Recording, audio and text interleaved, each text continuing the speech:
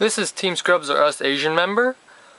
This is going to be a continuation on member Geo's last video. We're going to call this series Cards, Tips and Tricks. And then we're going to have the name of the card, and then we'll do random cards that we feel that help during the meta game. But let me explain why another reason why why I haven't uploaded videos lately. Well, because it's summer and I just finished high school like 2 months ago. Roughly 2 months ago, and this is going to be my last summer before I start college, which will be another 12 years of school for me. So kill me, please. But this summer I wanted to relax. So now since I've wanted to relax, I developed an online gaming addiction. So I'm addicted to Minecraft and League of Legends. If you want to play with me on Minecraft, there's a server that I play on. Message me, and then I'll give you the server details. If you want to play with me on League of Legends, message the team channel, and then I'll give you my in-game name, and then we'll start from there. But I've developed an online gaming addiction, and I have horrible sleeping habits. The truth is, right now I'm recording this video around 3 in the morning because our manager wanted a video from me. So today's cards, tips and tricks is going to be on the very infamous Scapegoat. This card has saved me on multiple occasions due to its, I don't know what to call it actually, but since my zombie deck, if you guys have seen the deck profile, it's sadly going to be retiring soon because right now in this meta it's too slow, but this card offers more than just defense in my zombie deck. It offers variety. So let me explain some things you can do with Scapegoat. Right now in the current meta, most people run 4 to 5 traps, and they don't have enough defense in my opinion, unless you're running like rabbits, which have too much defense, which gets really annoying. And this card is obviously a bad matchup against insectors because they could just blow them up. But the thing with Scapegoat is like, okay, not only does it offer a defense, it offers a bluff. Let's say you have Scapegoat is the only card you have set. Your opponent is terrified of what you have set, and then they randomly activate a heavy storm. Woo! They heavy storm you. Chain the Scapegoat, you get 4 monsters. You don't summon that turn, it's okay, because it's your opponent's turn. Big whoop.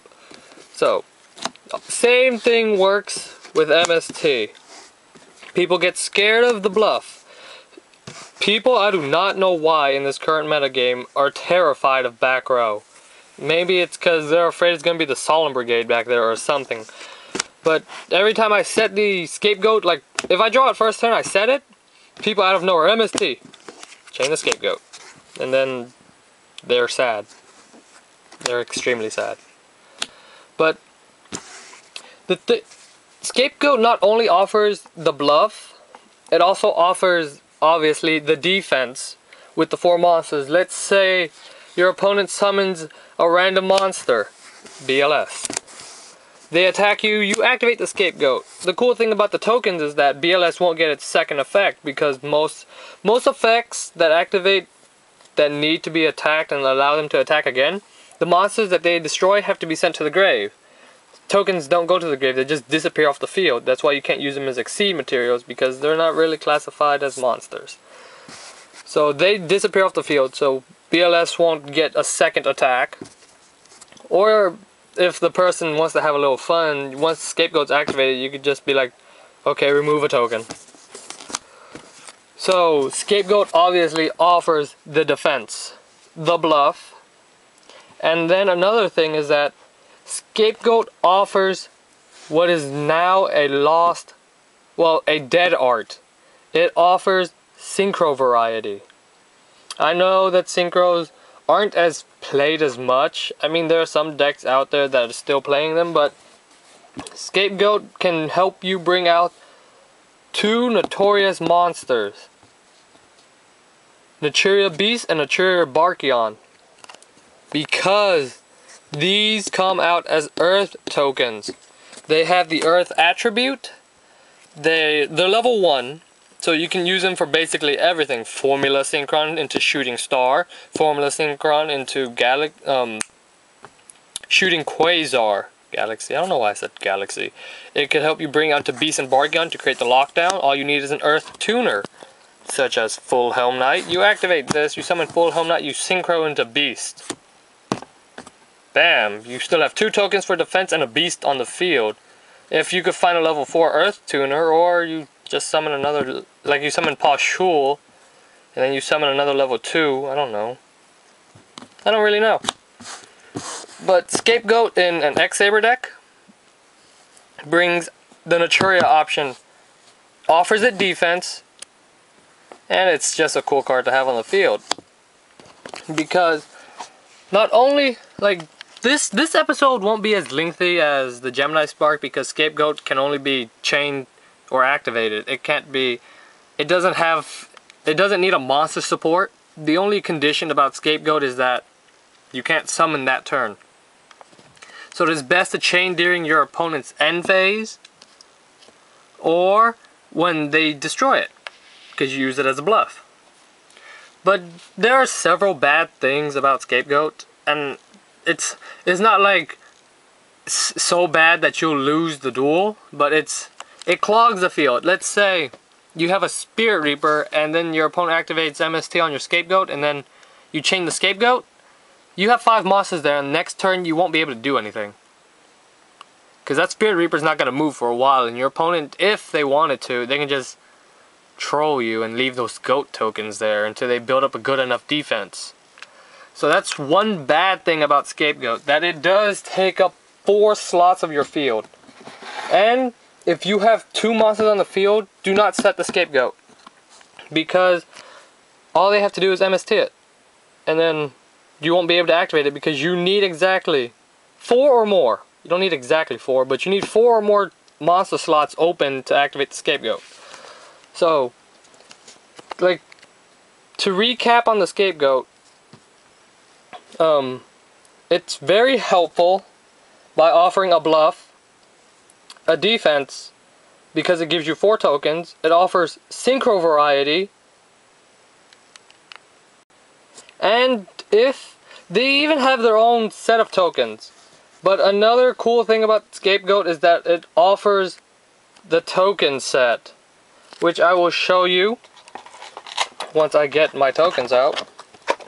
Because if you have seen my previous videos, I have a set of tokens I use with the Scapegoats that it offers. You can basically use any 4 cards you want for the Scapegoat tokens. I'm in love with Pokemon. It was my first series. I saw the first episode when it came out when I was like 3, and I followed it since. I played all the games and stuff. So I'm in love with Pokemon. Scapegoat lets me incorporate Pokemon into my Yu-Gi-Oh life. So it does let me incorporate another one of my joys into the Yu-Gi-Oh game. Not only, like, plus another thing is, like, you know how people side out for game 1, game 2, game 3, all of that? Well, the Pikachus are my set of tokens for game 1. And I've always been a big fan of Ghost Pokemon, so this is my game 2 tokens. And usually game 3, it's either I've lost or I've won already. But if it does come down to game 3, I'll just use the Pikachus again. Because who doesn't like the furry rat? I mean, it shoots lightning out of its face. But anyways, off my tangent.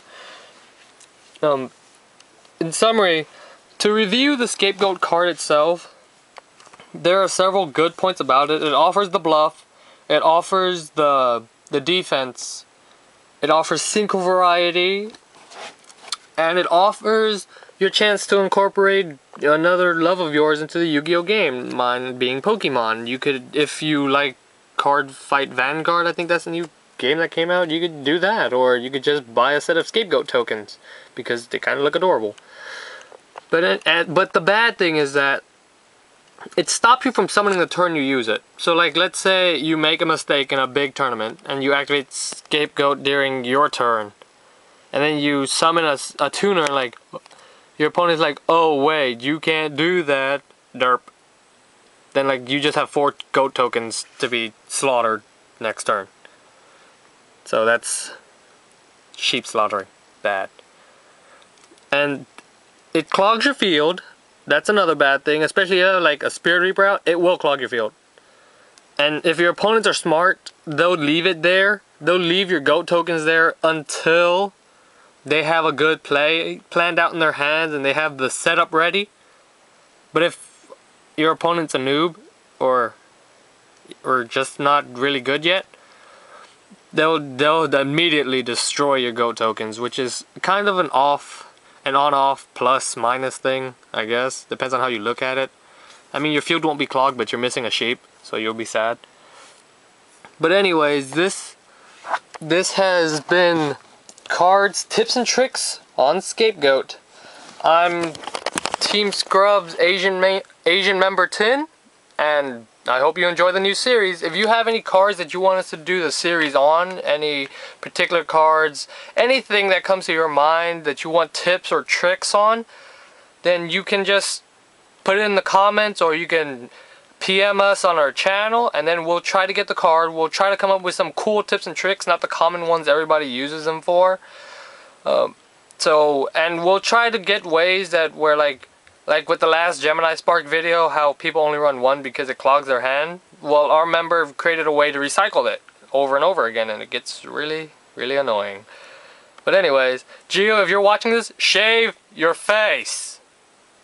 And this has been Cards, Tips, and Tricks on Scapegoat. Bye, YouTube.